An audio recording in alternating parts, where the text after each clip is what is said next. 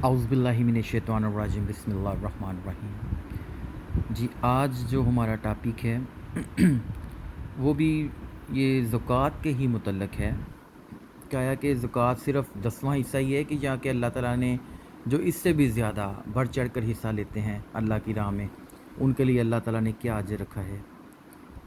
और इसके अलावा जो दिखावे के लिए माल खर्च करते हैं कि लोग देखें, कि लोग उसको देखें कि ये माल दे रहा है और अल्लाह पर और आखिरत पर यकीन नहीं रखते, उनके लिए अल्लाह ताला क्या बता रहा है कि उनके लिए उनके अमाल के हिसाब से क्या उनको कुछ मिलेगा आखिरत में, या कि ये काफ़िर हैं। चलें आइए देखते हैं। मसाल ये सूरत बकरा की आयत नंबर 261 है आयत। मसाल इनकी जो खर्च करते हैं अपने मालों में अल्लाह की राह में, ऐसी है जैसे एक दाना जो उगाता है 7 बालें और हर बाली में 100 दाना हो, और अल्लाह ताला इससे भी बढ़ा देता है जिसके लिए चाहता है, और अल्लाह वसी बख्शिश वाला और जानने वाला है। इसमें अल्लाह ताला कहता है कि जो अल्लाह ताला की राह में माल देते हैं तो वो एक दाना जो उगाता है उससे 7 बालियाँ निकलती है, यानी कि अल्लाह ताला के यहाँ उसे 7 गुना तक मिलता है। ठीक है। और जो लोग खर्च करते हैं अपने माल अल्लाह की राह में, फिर खर्च किया इसके पीछे ना एहसान जताते हैं और ना दुख देते हैं, इन्हीं के लिए सवाब है। इनका इनके रब के पास ना कोई खौफ है और इन पर, और ना वो गमगीन होंगे। इसमें अल्लाह ताला कह रहा है कि जो लोग खर्च करते हैं अपना माल अल्लाह की राह में, फिर उसमें एहसान नहीं जताते और ना किसी को दुख देते हैं कि हमने तुम्हें इतना दिया, हमने फ़लाँ को इतना दिया, तो फिर बाद में वो ऐसा मतलब हमसे सही उसने बोला नहीं, ऐसे नहीं, वैसे नहीं, 100 तरह की बातें बनाते हैं, साथ पैसे भी देते हैं, साथ बातें भी बनाते हैं। उन्हीं के मतलब अल्लाह ताला कह रहा है कि जो एहसान नहीं जताते और ना दुख देते हैं, इन्हीं के लिए सवाब है इनके रब के यहाँ। उनके रब के पास ना कोई खौफ होगा इन पर और ना वो गमगीन होंगे। अच्छी बात करना और गलती माफ़ कर देना बेहतर है। अच्छी बात करना इस सदका से जिसके पीछे दुख पहुँचाया जाए, और अल्लाह ताला बेनियाज़ है, बड़े हिलम वाला है। इसमें अल्लाह ताला कह रहा है कि अच्छी बात करना और माफ़ कर देना बेहतर है उस सदका से, उस ज़कात से जिसके पीछे दुख पहुंचाया जाए, जिससे लोगों को तकलीफ़ पहुंचाई जाए देने के बाद। हालांकि तुम्हें भी देने वाला अल्लाह है और उसे भी देने वाला अल्लाह है। तो ये जो ज़कात देकर, सदका देकर ये जो एहसान जताते हैं, उनके मुतल्लिक़ अल्लाह ताला कह रहा है कि अच्छी बात कहना उससे बेहतर है कि तुम ज़कात देकर उसको तकलीफ़ पहुँचाओ। इसके बाद है, ऐ ईमान वालों मत ज़ाया करो अपने सदकों को एहसान जतला कर, दुख पहुँचा कर, उस आदमी की तरह जो खर्च करता है अपने माल लोगों को दिखाने के लिए, यकीन नहीं रखता अल्लाह पर और दिन क़यामत पर। इसकी मिसाल ऐसी है जैसे कोई चिकनी चट्टान हो जिस पर मट्टी पड़ी हो, फिर बरसे इस पर ज़ोर की बारिश और छोड़ जाए इसे चटियल साफ़ पत्थर। रियाकार हासिल ना कर सके कुछ भी इससे जो उन्होंने कमाया, और अल्लाह ताला हिदायत नहीं देता कुफ्र अख्तियार करने वालों को। इसमें अल्लाह ताला कह रहे हैं जो अपना माल लोगों को दिखाने के लिए रियाकारी करते हैं, दिखाने के लिए खर्च करते हैं, वो ना तो रोज़े अल्लाह पर ईमान रखते हैं और ना आखिरत पर कि इसका सवाब, वो सवाब वगैरह की नीयत से नहीं देते कि हमें सवाब मिलेगा, इसका अजर मिलेगा, हमें आखिरत में रहाई मिलेगी, बल्कि वो लोगों को दिखाने के लिए देते हैं माल।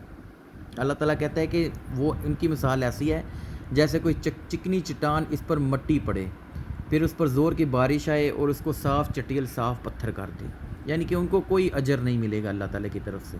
जो रियाकारी करते हैं, जो लोगों को दिखाने के लिए अपने पैसे खर्च करते हैं कि हमें ये हमारी इज़्ज़त करें, या हमसे कोई मतलब हम हमारे आगे हमारी इज़्ज़त करें। हालांकि अल्लाह ताला कहता है इज़्ज़त तो सब अल्लाह ताला ही की है, तुम में से जो इज़्ज़त का तालब हो उनसे कह दो कि इज़्ज़त तो सब अल्लाह ताला ही की है। तो ये जो भी कर रहे हैं ये अपने लिए कर रहे हैं, ना कि किसी के लिए।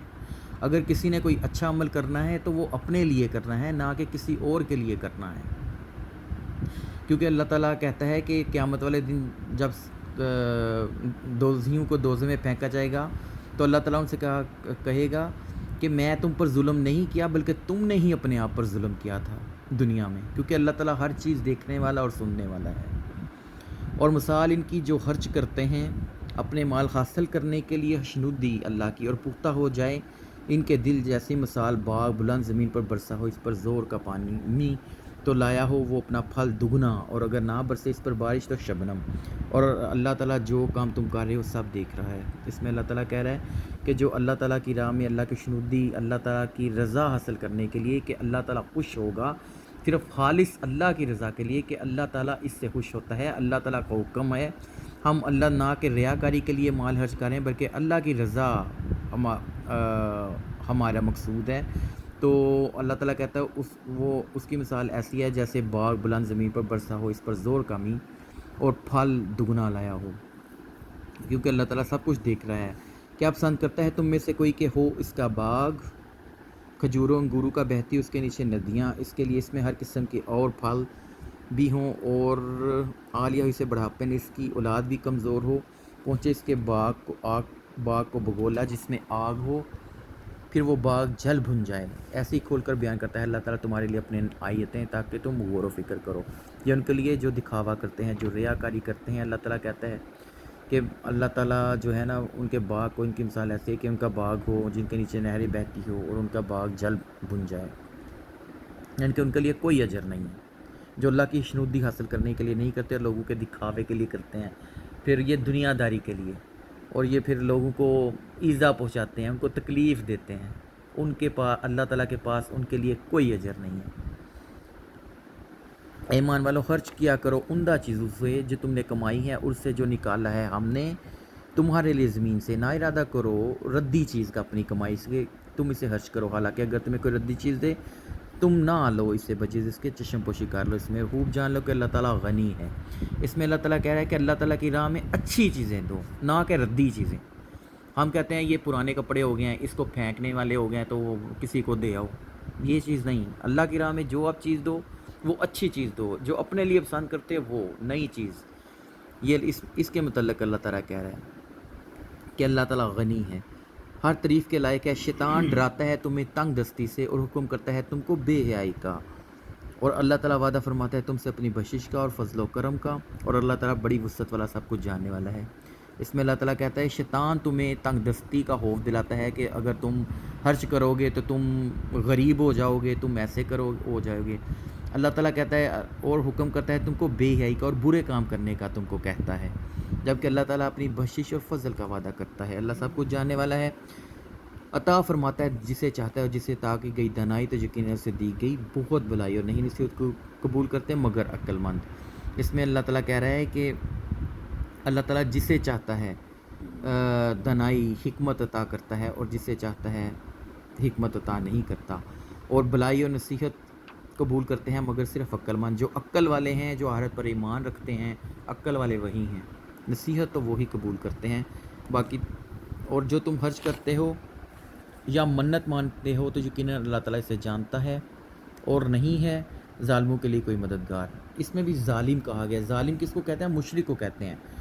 اللہ تعالیٰ کہتا ہے یہ تم منت مانتے ہو، اللہ تعالیٰ اسے جانتا ہے، جیسے کہ انجیل میں آیا ہے کہ تم خیرات اس طرح دو کہ ایک ہاتھ کو دوسرے ہاتھ کو پتہ نہ چلے، ایک ہاتھ سے دو دوسرے ہاتھ کو پتہ نہ چلے۔ اگر ظاہر کرو خیرات تو بہت اچھی بات ہے یہ، اور اگر پوشیدہ رکھو صدقوں کو اور دو ان فقیروں کو، یہ تو بہت بہتر ہے تمہارے لیے، اور صدقہ کی برکت سے مٹا دے گا تم سے بعض تمہارے گناہ، اور اللہ تعالیٰ جو کچھ تم کر رہے ہو خبردار ہے۔